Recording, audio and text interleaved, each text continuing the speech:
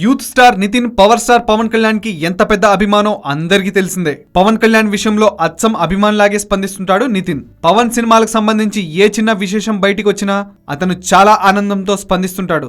నిన్న కాటమరాయుడు టీజర్ విషయంలోనూ అలాగే చేశాడు. ఇప్పటిదాకా రాయుడులు ఎంతమంది ఉన్నా కాటమరాయుడు ముందు దిగదుడిపే అన్నట్లుగా ట్వీట్ చేస్తూ కాటమరాయుడు టీజర్ లింక్ ని షేర్ చేశాడు నితిన్. అయితే ఈ ట్వీట్ మంచు మోహన్ బాబు అభిమానుల్ని హర్ట్ చేసింది. మోహన్ బాబు పెదరాయుడు లాంటి బ్లాక్ బాస్టర్ తో పాటు రాయుడు అనే ఇంకో సినిమా కూడా చేసిన సంగతి అందరికీ తెలిసిందే.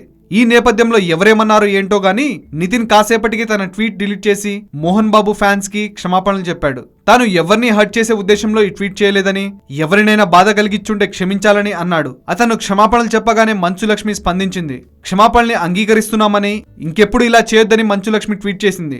దీన్ని బట్టి ఆమె నితిన్ కు డైరెక్ట్ గా ఫోన్ చేసి తన ట్వీట్ మీద వార్నింగ్ ఇచ్చుంటారని ఫిల్మ్ నగర్ టాక్. అయితే నితిన్ కావాలని ట్వీట్ చేయలేదని, కేవలం పవన్ మీద అభిమానంతోనే ట్వీట్ చేశానని నితిన్ స్పందించాడు. ఏది ఏమైనా తప్పు చేయకుండా సారీ చెప్పడానికి ధైర్యం చేసిన యూత్ స్టార్ కు హ్యాట్స్ ఆఫ్.